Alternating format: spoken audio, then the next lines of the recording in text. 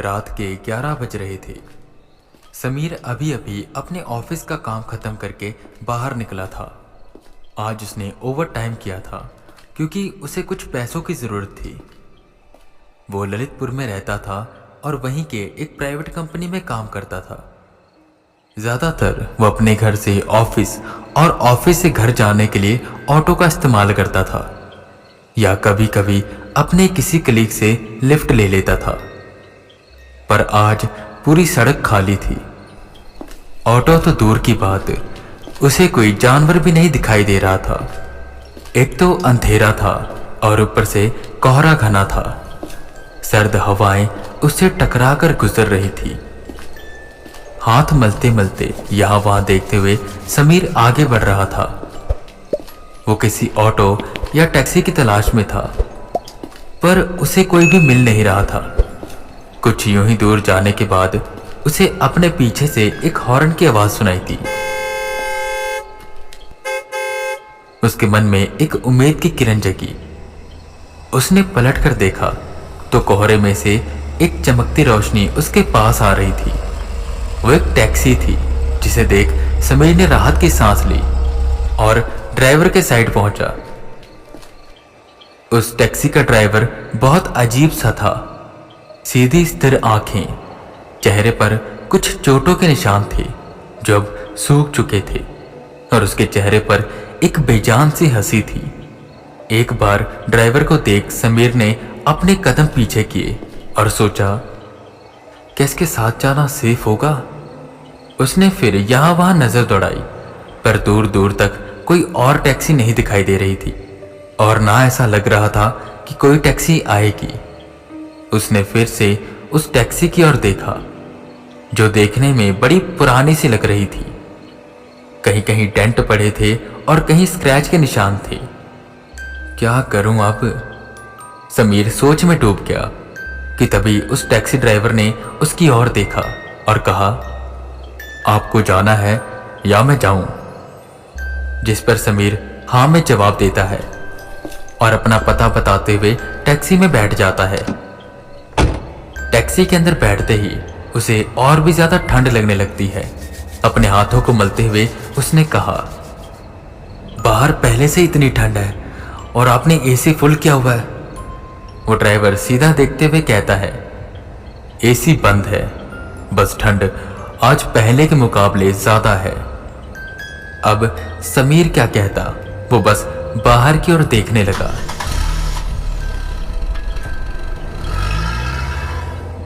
कोहरा दूर दूर तक छाया हुआ था और उसी कोहरे को चीरती हुई वो टैक्सी आगे बढ़ती जा रही थी। कुछ दूर जाने के बाद वो टैक्सी एक हॉस्पिटल के सामने आकर रुकी। मुझे यहां नहीं उतरना, आपने यहां क्यों टैक्सी रोकी है? वो ड्राइवर चुप रहा कि तभी नीरज को एक प्रेग्नेंट लेडी आती हुई दिखाई दी जो टैक्सी के आगे वाली सीट पर बैठ गई।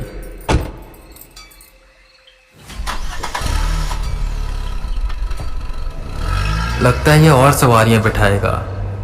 मुझे इससे पहले ही बात कर लेनी चाहिए थी कि मुझे अकेला छोड़कर आई, पर अब कर भी क्या सकता हूं और कुछ बोल भी नहीं सकता। प्रेग्नेंट लेडी है, चलो कोई बात नहीं। समीर मन समझा बस बैठा रहा। इतनी देर में वो औरत बोली, आज पहले के मुकाबले ज्यादा ठंड है ना? जिस पर टैक्सी ड्राइवर चुप रहता है। समीर उस औरत की इस बात का जवाब देते हुए कहता है, हाँ ठंड तो आज ज्यादा है। वैसे अब इतनी रात को चेकअप कराने आए थे, आपके हस्बैंड आपके साथ नहीं आए? जिस पर वो औरत हल्का सा मुस्कुराते हुए बोली, नहीं उनकी अर्जेंट मीटिंग थी इसलिए वो आ नहीं पाए। रात को कौन सी अर्जेंट मीटिंग होती है? समीर सोचने लगा। थोड़ी देर यूं ही चुप्पी छाई रही कि तभी वो टैक्सी एक स्कूल के सामने आकर रुकी। अब आप यहां पर क्यों रुक गए? इस वक्त कौन सा स्कूल खुला होता है? समीर इतना बोल के हटा ही था कि उसे दो बच्चों के हंसने की आवाज सुनाई दी। स्कूल का वो गेट खोलकर दो बच्चे बाहर आते हैं और समीर के साथ वाली सीट पर बैठ जाते हैं। इतनी रात को ये बच्चे यहां से, कुछ तो अजीब है। समीर को कुछ समझ नहीं आ रहा था।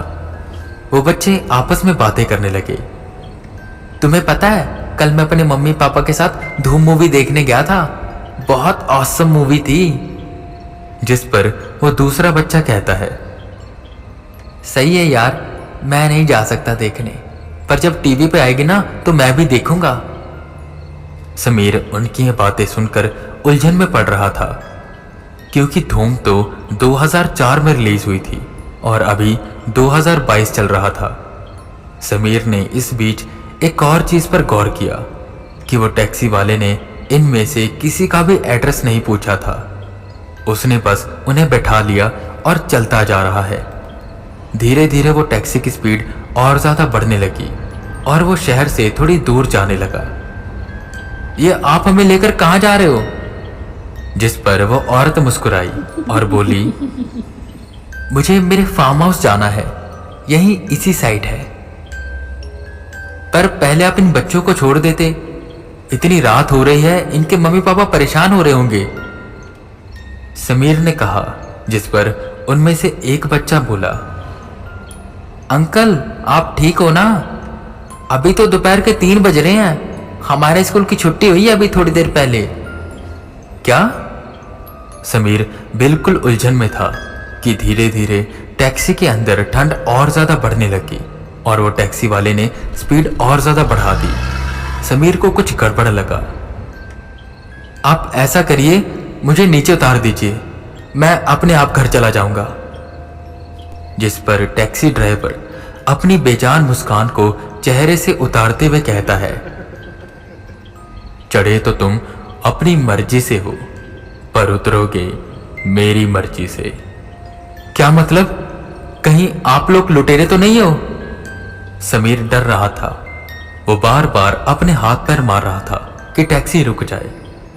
जिस पर वो औरत हंसने लगी। ये कहां फंस गया मैं, इससे अच्छा तो पैदल ही घर चला जाता। तभी वो बच्चे समीर का हाथ पकड़ते हैं और कहते हैं, अंकल अंकल आप भी हमारे साथ चलो ना। जैसे ही उन बच्चों ने उसका हाथ पकड़ा, समीर को एक ठंडक का एहसास हुआ। समीर ने उन बच्चों की ओर देखा तो उनकी आंखों के नीचे काले खड्डे पड़ गए थे और उनका शरीर पूरा पीला पड़ चुका था। और ऐसा ही उस लेडी के साथ भी हुआ। समीर ने सोचा कि अब मैं क्या करूं, कि तभी उसने टैक्सी का दरवाजा खोला और वो बाहर कूद गया। वो सड़क पर गिरा। उसने जल्दी से उस टैक्सी का नंबर नोट किया, 0986। उसने ये फैसला किया था कि वो कल इनके खिलाफ कंप्लेंट करेगा। पर सड़क पर जोर से गिरने की वजह से उसके सर पर चोट आ गई थी, जिससे वो वहीं बेहोश हो गया। अगले दिन उसे हॉस्पिटल में होश आया, जहां डॉक्टर उसे बताते हैं कि एक दूध वाले ने उसे सड़क पर बेहोशी की हालत में पाया और हॉस्पिटल छोड़कर गया। उन्होंने समीर की पत्नी को बुला लिया था। समीर दीवार पर पीठ का टेक लगाता है कि उतनी देर में उसकी पत्नी आ जाती है। समीर उसे गले से लगाता है और रोते हुए उसे सारी बात बताता है। अगले दिन समीर उस टैक्सी ड्राइवर के खिलाफ कंप्लेंट लिखाने के लिए आरटीओ जाता है और जैसे ही उसने उस टैक्सी का नंबर बताया कि वहां पर जितने कर्मचारी थे सब हैरान हो गए। पहले तो उन्होंने गुस्से से कहा, लगता है उस रात तुम नशे में थे, इसलिए नंबर सही से नोट नहीं कर पाए। एक कर्मचारी बोला, अरे आप गुस्सा मत करिए, मुझे तो लगता है कि इसे भी रमेश दिखाई दिया है। रमेश? ये कौन है? तुम जिस टैक्सी की बात कर रहे हो ना, उस टैक्सी का एक्सीडेंट हुए काफी साल हो गए हैं। यही शायद 2004 की बात होगी। उस वक्त टैक्सी में एक प्रेग्नेंट लेडी और 2 बच्चे थे जो स्कूल से घर जा रहे थे और उसी में टैक्सी ड्राइवर भी शामिल था। इनकी on the spot he death हो गई थी। लोग कहते हैं कि अभी भी वो टैक्सी रात को चलती है और लोगों को बिठाती है और फिर उनके साथ क्या होता है कुछ भी पता नहीं चलता। तुम किस्मत वाले हो जो बच गए।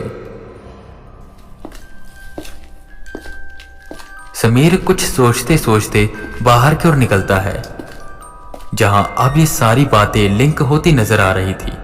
वो बच्चों की छुट्टी, वो धूम का रिलीज होना। वो डर से कांप उठा और इसके बाद से उसने कभी भी ओवर टाइम नहीं किया और रात के समय उस रोड पर कभी नहीं निकला। कहते हैं वो टैक्सी आज भी रात को सुनसान रास्तों में चलती है और अपनी अगली सवारी की तलाश करती है।